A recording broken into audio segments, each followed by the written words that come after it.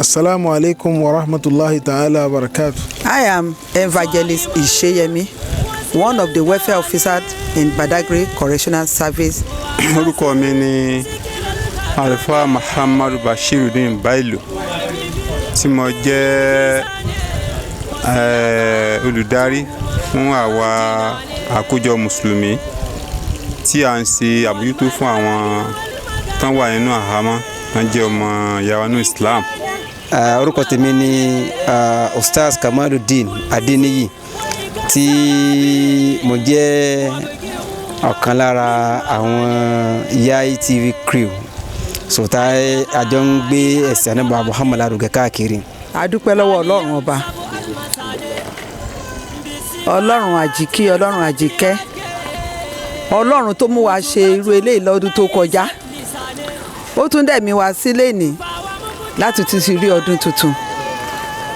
A dúpẹ́ lọ́wọ́ Ọlọ́run Allah, Ọlọ́run tó ń pèsè jíjẹ fún wa, tó ń pèsè mímu fún wa, Ọlọ́run tó tún fún wa ní iṣẹ́ láti lè jẹ́ ká wá ṣiṣẹ́ ní ọgbà ẹ̀wọ̀n.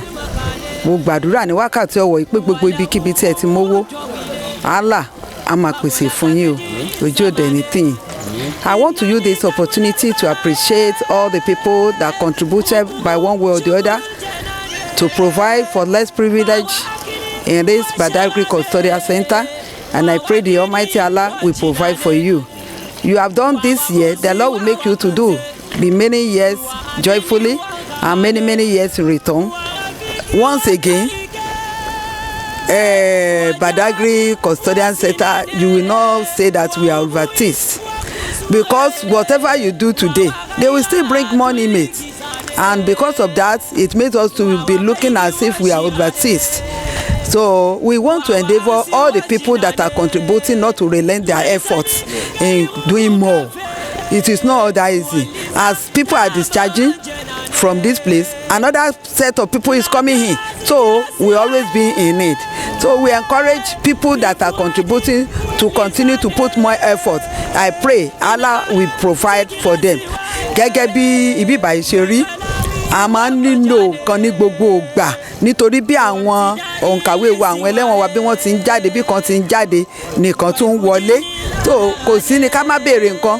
A fẹ́ fi àkókò ìrọ̀ gbogbo àwọn tó ń náwó nára fún wa kí wọ́n má fà sẹ́yìn, kán túbọ̀ máa bá wa ṣe. Ọlọ́run tí wọ́n ń ṣe fún a máa pèsè fún wọn, àníkún owó, àníkún ọlà.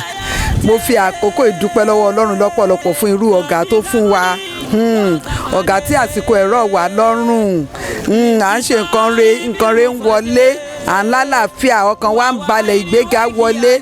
Mo fàdúrà fi àkókò ìgbàdúrà fún wọn wípé ilé wọn a máa rojú, ọ̀nà wọn a máa ráyè, gbogbo bí wọ́n ti ń ṣe kó dára fún àwọn student wa, àwọn ọmọwé wa, ó máa dára fáwọn náà lágbára Ọlọ́run. Wọn ò ní gbòkú wọn kúrò níbí o, wọn ò ní gbòkú ọmọ, wọn ò ní gbòkú ìyàwó, ìgbéga ni wọ́n máa rí lójoojúmọ́. The Yoruba adage made us to understand when the head is good, the whole body will be at peace, it will be at rest, it will be in good health.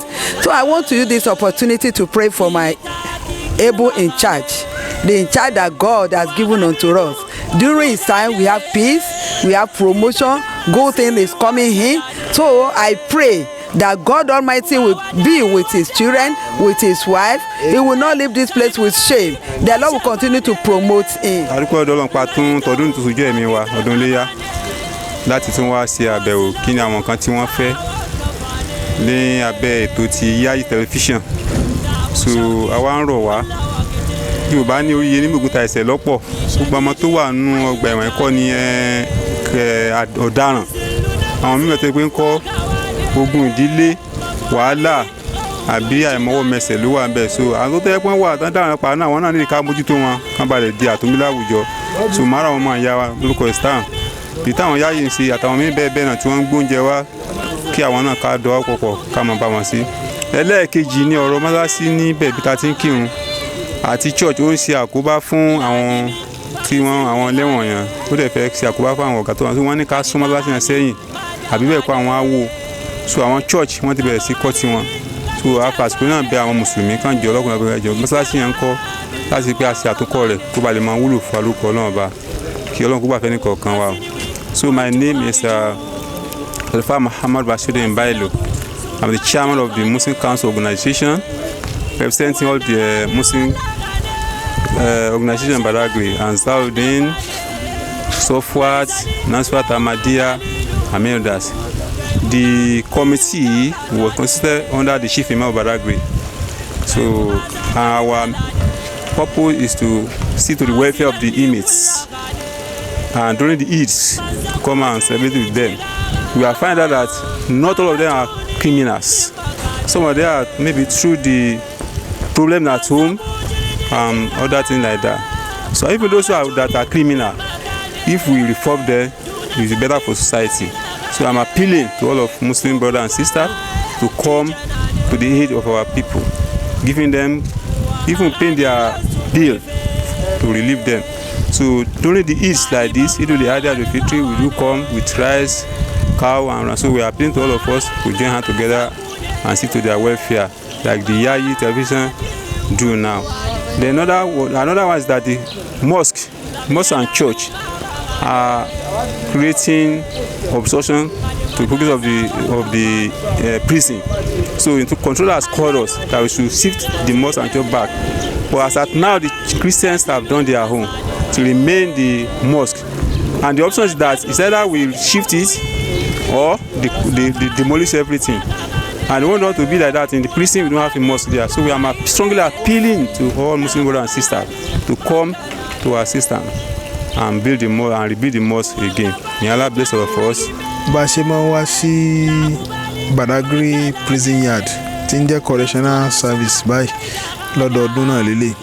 Èyí tá a tún wá lọ́dún yìí fún àwọn ọmọ ìyá wa tí wọ́n ń bẹ ní ọgbà ẹ̀wọ̀n tí wọ́n ń bẹ láhàámọ́, káwọn náà lè rí nǹkan jẹ fún ọdún, kí wọ́n tún mọ ọjọ́ ọdún yàtọ̀ sí àwọn ọjọ́ yòókù pẹ̀lú gbígbóúnjẹ wá. Ará àwọn ọmọ ìyá wa tí wọ́n gbé ẹran, àwọn mìíràn gbé màálù, àgbé oúnjẹ àti ìrẹsì àti òróró àtomi àti drinks àti owó tí wọ́n fi ṣe, kí Ọlọ́run kí ó dákun kó túbọ̀ máa kún wa lọ́wọ́, kó má jẹ́ arógun ẹ̀wọ̀n. Gbogbo àwọn tí wọ́n ń bẹ ńbẹ̀ tí wọ́n mọwọ́ mẹsẹ̀, Ọlọ́run bá wa tú wọn lẹ̀ sí ti dáadáa. A dúpẹ́ púpọ̀ lọ́dọ̀ gbogbo ẹ̀yin tí ẹ̀ ń wò wá, gbogbo ẹ̀yin tẹ́ ẹ dá tọ́rọ́ kọ́bọ̀ sí bí ó ṣe ṣeé ṣe. Kí Ọlọ́run kí ó bo oníkálukú wa láṣìírí, Ọlọ́run má tú yín láṣìírí o. Gbogbo ibikíbi tí ẹ̀ ń bẹ, gbogbo àyíká yìí tá a bá wà ní gbogbo cardinal point, gbogbo kọ́ńtínẹ̀ǹtì ayé, a ṣàdúrà fún oníkálukú yín.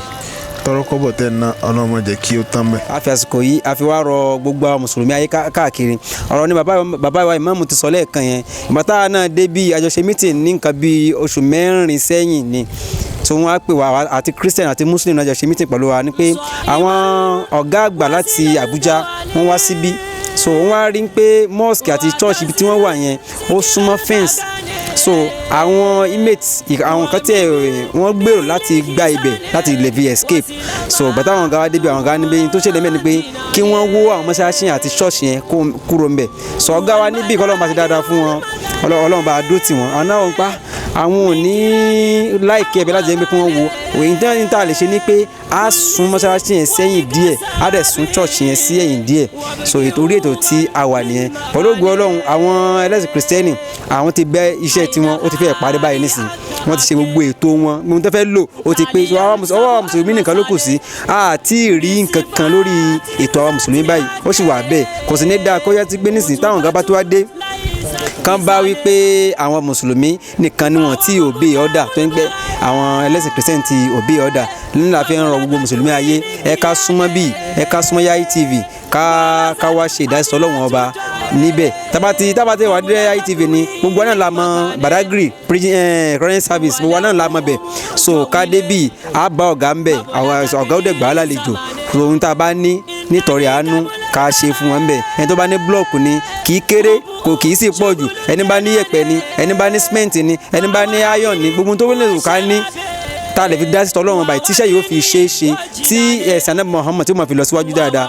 Ní ká gbìyànjú láti ṣe, Ọlọ́run gbà ní ìbádà fún wa. Chers frères et sœurs en islam, nous vous remercions très sincèrement pour les dons, pour les actes de charité, pour votre amour sincère et aussi pour votre aide. Et qu'Allah subhanahu wa ta'ala vous récompense de la meilleure rétribution. Mais donc, nous, أكلون وبدأنا يدمتون يوم أتى على بيوتهم نشكركم شكرا جزيلا بارك الله فينا جميعا. We cannot do without remembering Yayi, our wonderful TV foundation. Last year they were here, and I pray as they came here this year also, the Lord will make them to be here more than many years in this place. In the name of Allah, the Lord will provide for them. We appreciate people that are contributing by one way or the other. It is not that easy, but because they deny themselves, out of little that they have, they remember us in this Badagry Custodian Center. The Lord will remember them. Allah will remember them. Whatever they desire, God will do it, and they will continue to be in abundance forever and ever. Yayi, God bless you. More of this in the name of Allah. Orúkọ mi ó ní olùṣọ́ àgùntàn Ìṣeyẹmí Lydia, ọ̀kan láàrin àwọn alábòójútó ọgbà ẹ̀wọ̀n ní Badagry. àwa ń fi ọlá ọjọ́ òní àfihàn bẹ Ọlọ́run tí ń ṣọjọ́ àràfá gbogbo mùsùlùmí ayé pátá gbogbo ohun tí ń jẹ́ ìbálẹ́jọ́ gbogbo ohun tí ń jẹ́ ìbànújẹ́ Ọlọ́run bá sọ́dọ̀ ìdùnnú fún wa ọ̀la ilaha illallah àṣàdúrà fún orílẹ̀ Nàìjíríà Ọlọ́run jẹ́ àmàbẹ́ dáadáa ọlọ́mẹ̀karógun abẹ́lé ọlọ́mẹ̀karógun nùlù ọ̀la ilaha illallah gbogbo àwọn olórí wa Ọlọ́run bá tún wọn ṣe Ọlọ́run bá wà pẹ̀lú wọn Ọlọ́run bá dúró tì wọ́n ọ̀la ilaha illallah Ọlọ́run bá gbọ́ wọn ṣiṣẹ́ Ọlọ́run kó darí wọn síbi dáadáa ọ̀la ilaha illallah àwọn àfáà wa Ọlọ́run bá ṣe dáadáa fún wọn àwọn ṣéwù wa Ọlọ́run bá ṣe dáadáa fún wọn ọ̀la ilaha illallah àti wọ́n ṣàdúrà fún iléeṣẹ́ Yayi TV ilal amam inshallah ilal amam inshallah ilal amam inshallah wa rafa'nahu makanan aliyya Allahumma salli ala Muhammadin wa ala ali Muhammadin kama sallaita ala Ibrahim وعلى آل إبراهيم إنك حميد مجيد اللهم بارك على محمد وعلى آل محمد كما باركت على إبراهيم وعلى آل إبراهيم إنك حميد مجيد سبحانك اللهم وبحمدك ونشهد أن لا إله إلا أنت ونستغفرك ونتوب إليك سبحان ربك رب العزة عما يصفون وسلام على المرسلين والحمد لله رب العالمين صلوا على النبي الكريم أخوكم في الله محمد سنوسي السلام عليكم. Yayi TV for Quranic quiz.